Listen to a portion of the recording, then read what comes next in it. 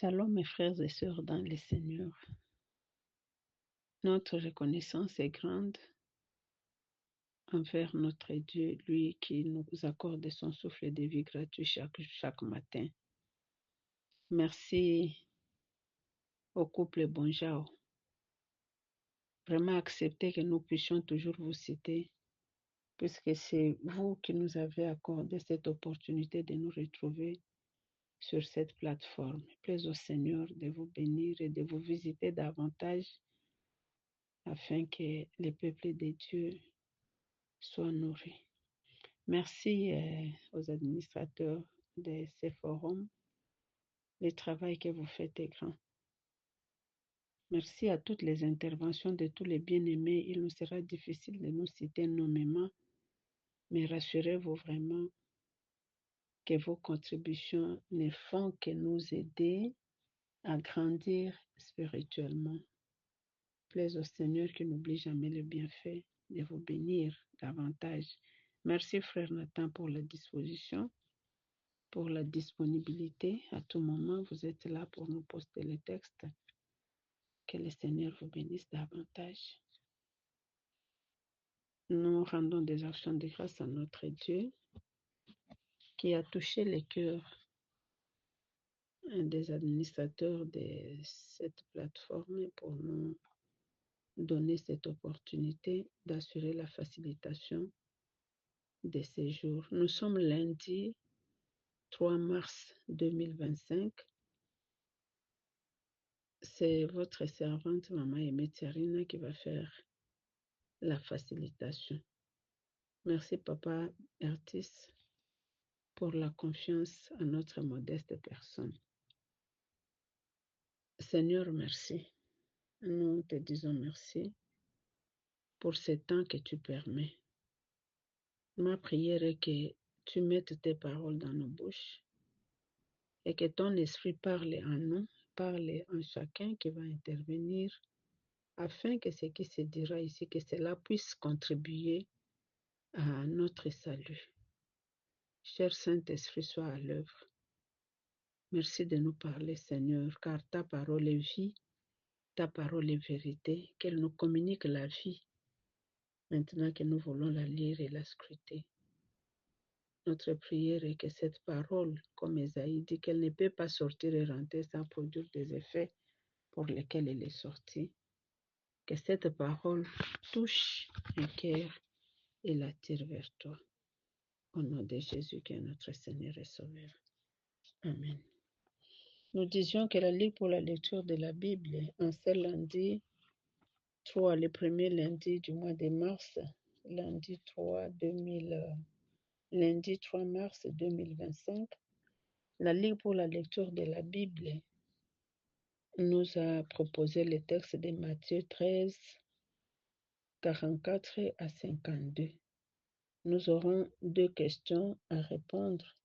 La question 3, y a-t-il un exemple à suivre ou à ne pas suivre? Et la question 7, quelle vérité Dieu me révèle-t-il? Nous allons utiliser la version Louis II. Il est dit ceci, nous lisons au nom de Jésus-Christ notre Seigneur et Sauveur. Le royaume des cieux est encore semblable à un trésor caché dans un champ.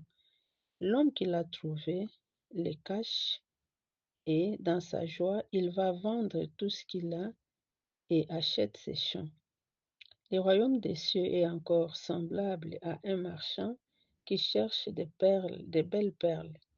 Il a trouvé une perle de grand prix et il est allé vendre tout ce qu'il avait et il l'a acheté. Le royaume des cieux est encore semblable à un filet jeté dans la mer et ramassant des poissons de toute espèce.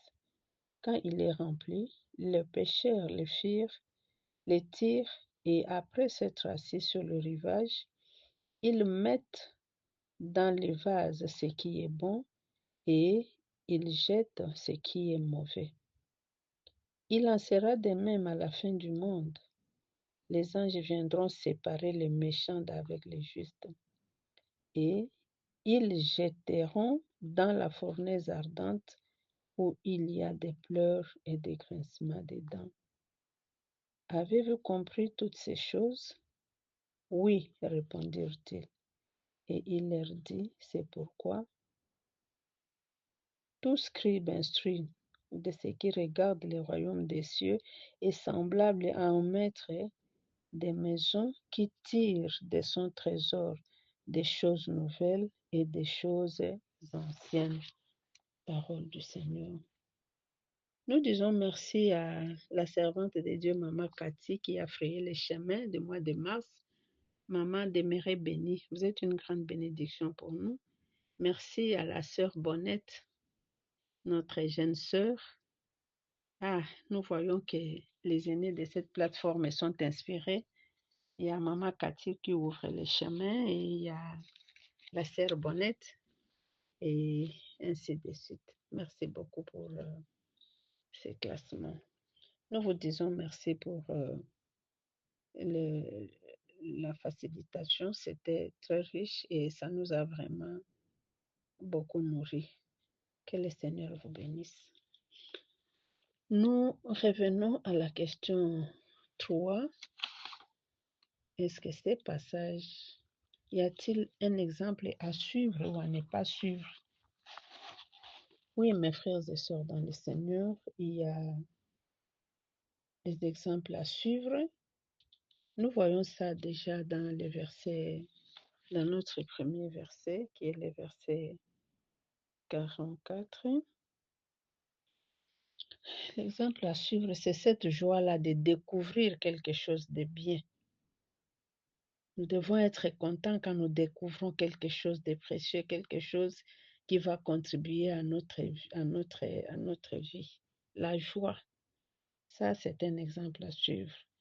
Un autre exemple à suivre, c'est découvrir. Nous voyons là, à tout moment, il y a le verbe découvrir qui revient. Le trésor est caché, quelqu'un le trouve. Un champ, pas un champ. Oui. Il y a, là, on cherche, les marchands cherchent, ils trouvent. Il y a les trésors cachés, au verset 44, quelqu'un trouve ça. Il y a un trésor, il y a au verset 45 à 46, le marchand qui cherche des perles, il trouve. Ça, c'est un exemple à suivre. Il faut chercher. Si vous voulez trouver, il faut chercher. Un autre exemple à suivre, c'est ici nous voyons les perles. Ce n'est pas n'importe quelle perle. Et nous voyons là aussi les trésors cachés. Ce n'est pas n'importe quel trésor. Et nous voyons même à l'exemple des filets, il y a, les poissons sont là, tous les poissons entrent, mais après il y a sélection. Donc, nous devons savoir faire la part des choses. Ça, c'est un exemple à suivre. Savoir faire la part des choses, savoir discerner. Et il y a aussi, je vois aussi, il y a la discrétion aussi qui intervient. Puisque c'est bien-aimé qui avait trouvé le trésor, il avait gardé secret, il n'a pas dit ça, mais il a gardé secret. Donc nous voyons que vraiment il y a des exemples à suivre. C'est vrai que les bien-aimés vont aussi compléter. Les exemples à ne pas suivre, c'est quoi? Il ne faut pas ignorer la valeur des choses, surtout le royaume des cieux. Il ne faut pas accepter, ignorer la valeur du royaume des cieux. Un exemple à ne pas suivre, il ne faut pas être dans l'impréparation. Le royaume des cieux, ce n'est pas quelque chose, tu te réveilles le matin comme ça. Non, non, non. Ça doit prendre un temps de préparation. Donc, l'impréparation, ce n'est pas un exemple à suivre. La question 7. Quelle vérité Dieu me révèle-t-il? Dieu me révèle que le royaume des cieux, c'est très précieux. Le royaume des cieux exige la préparation. Le royaume des cieux exige l'engagement ferme. Le royaume des cieux exige la discipline. Le royaume des cieux nous demande, il y a les prix à payer. Nous sommes obligés à nous dissocier, à nous séparer des choses, à nous séparer des activités, à nous séparer même de certaines personnes si nous voulons hériter le royaume des cieux. Le royaume des cieux nous exige le sacrifice. Le royaume des cieux demande que nous puissions avoir la sagesse dans notre vie. Le royaume des cieux nous demande le discernement. Nous ne pouvons pas vivre aveuglément comme ça. C'est un passage vraiment qui est riche. Merci puisque je sais que les bien-aimés vont nous compléter. Mes frères et sœurs dans le Seigneur, ces passages nous parlent du royaume des cieux. Je passe directement au partage. Ces passages nous parlent du royaume des cieux. Je pense que c'est ce que nous tous, nous sommes en train d'attendre. Ici sur terre, ce que nous attendons, c'est d'hériter ce royaume des cieux. Alors, nous avons vraiment cette grâce-là, hein, cet avantage-là d'avoir un patron qui nous dit déjà tous ses secrets. Nous voyons les hommes de ce monde, ils ne peuvent pas révéler des secrets à leurs ouvriers. Mais nous, du moins, notre patron, il nous révèle des choses. Il nous a caché rien du tout. Nous voyons là, ce passage nous parle de la valeur du royaume des cieux. Ici, c'est comme notre sœur Bonnette a dit que Jésus utilise des paraboles pour nous instruire, pour nous parler des choses. Au verset 44, ici, il dit que le royaume des cieux est semblable à un trésor qui est caché dans un champ. Le trésor est caché dans un champ. Mais bien aimé dans le Seigneur, un champ, dans les champs, nous avons des multiples. Un champ peut avoir une culture, un champ peut avoir beaucoup de cultures. Un champ peut être petit, un champ peut être aussi vaste. Alors, là-dedans, nous pouvons trouver plusieurs cultures dans un champ. Alors ici, nous voyons quelqu'un, on ne sait pas, quelqu'un qui s'est promené ou bien qu'est-ce qu'il faisait pour aller trouver les trésors qui est caché dans un champ. Et quand il trouve ce trésor-là, dans cette joie-là, il ne dit à personne, il va vendre tout ce qu'il a pour aller acheter ce trésor-là qui est caché dans les champs. D'abord, c'est une grâce que lui puisse aller trouver quelque chose qui est caché. C'est caché, mais lui, il a cette grâce-là d'aller découvrir ce qui est caché dans les champs. Et dans cette joie-là, il se décide de tout vendre pour aller acheter ces trésors-là, pour acheter ces champs. Mes frères et sœurs dans le Seigneur, vous voyez, l'homme ici, il va acheter les champs, mais il n'achète pas les champs, il achète les champs puisqu'il y a quelque chose qui est caché. Mes frères, c'est précieux le royaume des cieux. La vie éternelle, c'est précieux. Il y a des prix à payer. Il y a des sacrifices que nous devons faire.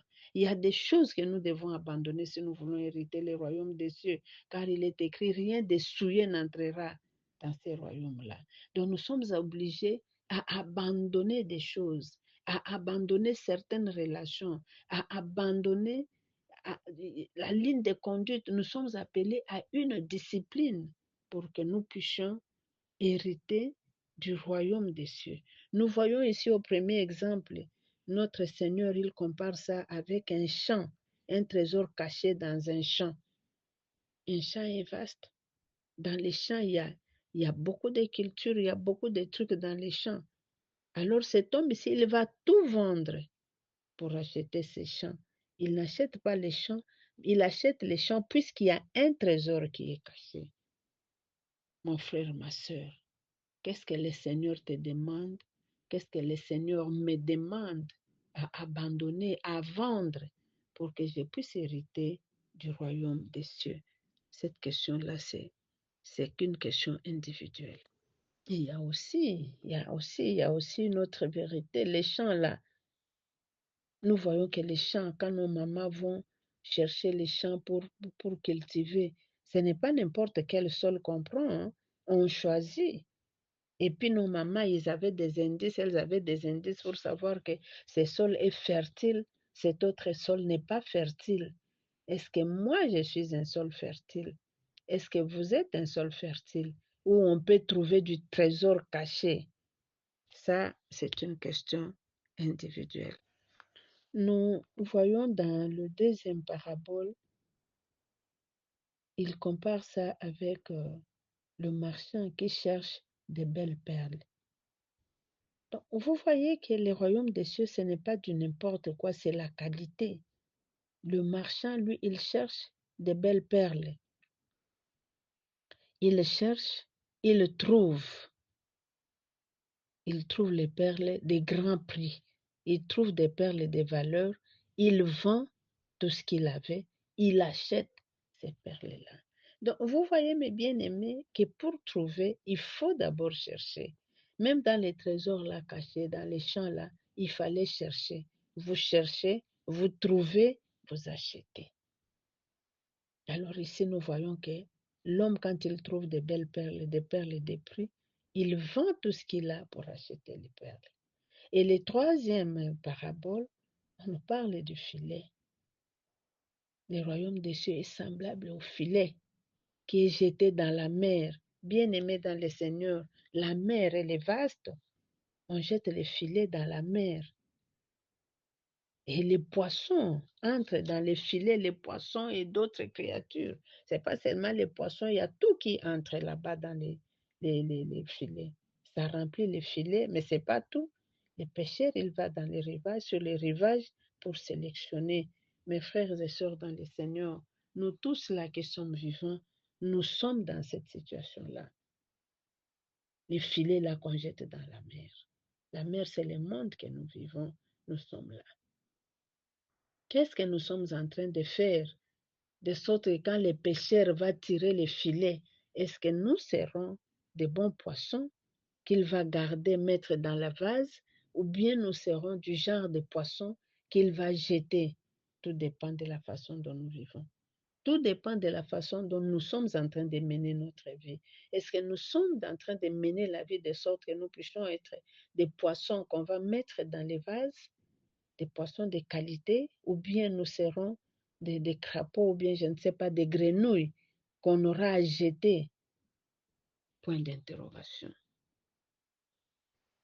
Et nous voyons là au verset 49, notre maître nous dit qu'il en sera de même à la fin du monde. Les anges viendront, ils vont séparer les méchants des justes. Oh mes frères, les méchants seront jetés dans la fournaise ardente de feu, où il y aura des pleurs et des grincements des dents. Mon frère, ma sœur, où seras-tu? C'est le moment maintenant de faire le choix. En ce jour-là, où seras-tu? Dans la fournaise ardente de feu, ou bien nous serons avec les anges en train de louer, de célébrer le Seigneur. Il n'y a pas de complaisance. Il n'y aura pas à négocier. C'est maintenant que nous devons négocier. En ce jour-là, ça sera pour prononcer la sentence. Mais maintenant, Dieu nous donne encore le temps. Il nous donne le temps de nous préparer. Où seras-tu, mon frère? Où serai-je en ce jour-là? Où les anges seront envoyés? Puisque les anges, quand on les envoie, c'est pour exécuter. Hein? Ce n'est pas nous pour négocier. Quand on envoie les anges, c'est juste pour exécuter l'ordre des missions. Alors, est-ce que nous serons dans les camps de l'ange Gabriel, comme Gabriel qui est venu annoncer la bonne nouvelle à Élisabeth, à Anne, à Gédéon qui était dans les champs? Ou bien nous serons dans les camps des anges qui amèneront, qui apporteront la mauvaise nouvelle, celle qui est de jeter dans la fournaise ardente de feu? Et nous voyons là au verset 52, il compare avec les scribes. Tout scribe instruit des choses du royaume des cieux, des choses qui concernent le royaume des cieux, est semblable à un maître de maison qui tire de son trésor des choses nouvelles et des choses anciennes. Et nous voyons là, au verset 51, il pose la question, avez-vous compris toutes ces choses? Le Seigneur nous demande, aimé, est-ce que tu as compris toutes ces choses? Mon frère, ma soeur, est-ce que tu as compris toutes ces choses? Le Seigneur a un plan de bonheur pour nous, un plan merveilleux pour nous. Il n'aime jamais nous voir nous perdre. C'est pourquoi à tout moment, il nous instruit. Cette parole est la lumière qui éclaire nos vies. La parole de Dieu est une lampe à nos pieds pour ne pas nous laisser nous perdre, pour ne pas nous laisser tomber dans les ténèbres. Alors, cette parole, elle est là pour nous éclairer, pour éclairer tous les instants de notre vie. Mais bien aimés dans le Seigneur, quand nous revenons à l'éditorial de cette année, de la lecture du lecteur de la Bible, l'éditorial, il est écrit: soyons de ceux qui ne baissent pas les bras, qui ne font pas comme tout le monde, qui ne perdent pas leur identité chrétienne et qui ne la diluent pas dans tout le ménage en vogue. Maintenons le cap. Il nous faut pour cela une foi inébranlable, une discipline et une rigueur sans faille, des principes et des valeurs claires, les yeux fixés sur Jésus, les modèles et une obéissance radicale. Oh, mes frères et sœurs dans le Seigneur, le royaume des cieux, ce n'est pas une blague. Il faut un temps de préparation. Il faut un prix à payer. C'est comme ça que Jésus nous donne des illustrations. Il utilise tous les moyens en tant que pédagogue. Il varie les formules. L'objectif, c'est quoi? C'est de nous sauver. L'objectif, c'est quoi? C'est de nous mener à un repenti sincère. L'objectif, c'est quoi? C'est de ne pas nous perdre. Il veut nous voir hériter de ces royaumes des cieux. C'est pourquoi il nous en parle. Il ne nous laisse pas dans l'ignorance. Alors, mes frères et sœurs dans le Seigneur, il est temps que nous puissions nous préparer. Il y a un prix à payer. Il y a une discipline à observer. Il y a des normes à suivre. Il y a des choses à abandonner. Ne nous trompons pas sur la grâce. Oui, la grâce est là, mais la discipline, elle est exigée pour que nous puissions hériter de cette vie éternelle. Soyons disciplinés, mes bien-aimés, au modèle de Jésus lui-même qui nous a montré les chemins. C'est lui qui nous instruit. Il nous dit ce qu'est le royaume des cieux. Il ne nous a rien caché. Il nous a tout dit. Alors nous voyons là les versets de la semaine. C'est dans Nombre 17, verset 11. Il est écrit: Moïse fit ainsi. Il se conforma à l'ordre que l'Éternel lui avait donné. Le visa qui nous est demandé, c'est l'obéissance à ce que Dieu nous dit. Faisons un effort, mes frères et sœurs, d'être obéissants à ce que le Seigneur nous demande.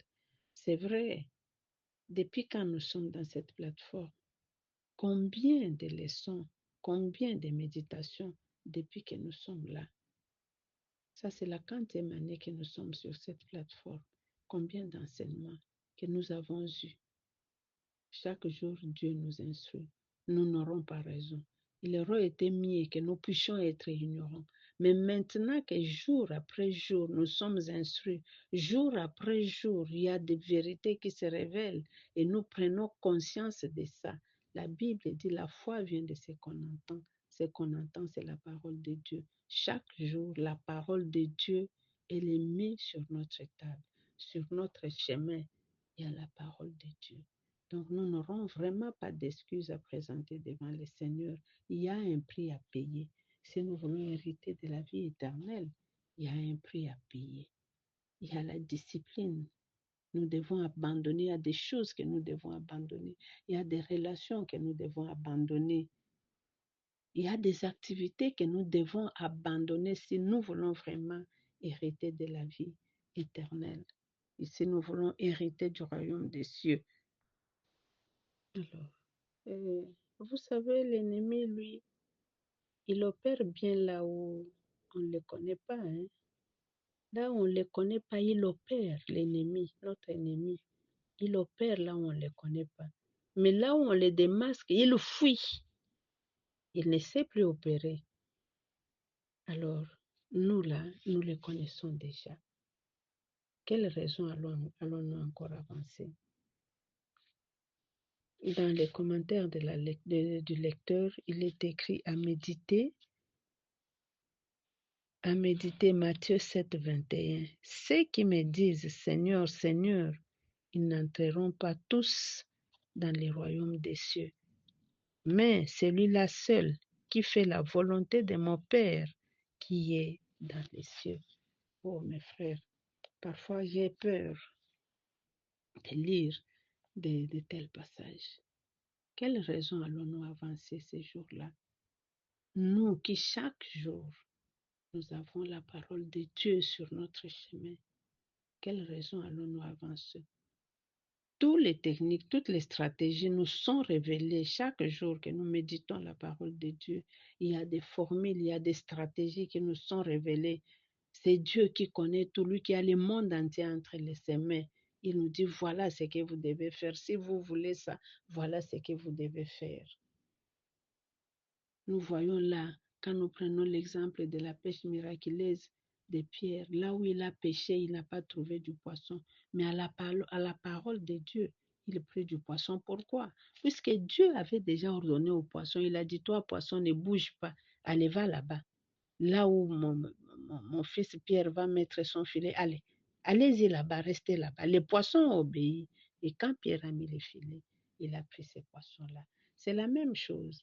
Quand il nous révèle ces choses, c'est question seulement d'obéir. Quand nous obéissons, nous hériterons le royaume des cieux.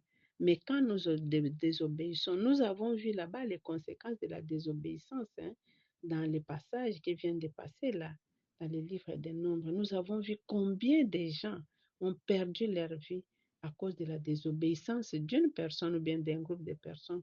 Beaucoup de gens avaient perdu leur vie. Mais maintenant, là, ce sont des formules qu'il nous révèle pour hériter le royaume des cieux. Mais bien aimés dans le Seigneur, il est temps pour nous d'obéir si nous voulons ces jours-là ne pas être jetés dans la fournaise ardente des feux. Il est temps que nous puissions obéir à ce que lui-même, le maître de la moisson, nous dit. Il nous demande, est-ce que vous entendez? Est-ce que vous comprenez ce qui est dit? Au verset 51. Avez-vous compris toutes ces choses? Oh, quand l'apôtre Bob pose cette question, c'est ici où il prend cette question. Vraiment, mes frères et sœurs dans le Seigneur, soyons obéissants afin que nous puissions hériter de la vie éternelle, afin que nous puissions être les grands messieurs de ces royaumes des cieux. Sinon, nous serons les plus malheureux dans la fournaise ardente des feux. Mais ce n'est pas ça la volonté de Dieu. Dieu ne nous réserve pas ça. C'est pourquoi il nous prévient déjà. Les royaumes des cieux, c'est incomparable. La valeur du royaume des cieux, c'est incomparable. C'est vraiment précieux. C'est pourquoi soyons sérieux dans tout ce que nous faisons, car ce n'est pas ces apparences-là qui nous feront entrer dans le royaume des cieux, mais c'est le sérieux que nous mettons avec Dieu. C'est ça qui fera que nous puissions hériter du royaume des cieux. Que le Seigneur nous bénisse. Merci pour les autres interventions qui vont enrichir tout le monde. Bonne semaine à nous tous. Heureux mois de mars à nous toutes. Nous sommes maman chaque jour, pas seulement au mois de mars. La maman, c'est elle qui est porteuse de la vie. Plaise au Seigneur que nous puissions porter la vie partout où nous passons. Seigneur, merci pour ce temps que vous avez permis. Nous nous recommandons à toi et nous abandonnons toutes les interventions, que cela ne puisse que contribuer à l'édification de nous tous. Au nom de Jésus qui est notre Seigneur et Sauveur. Amen. Fructueuse semaine à nous tous et heureux mois. C'était votre sœur Mama Emetia Rina depuis la ville de Kikwit. Bye.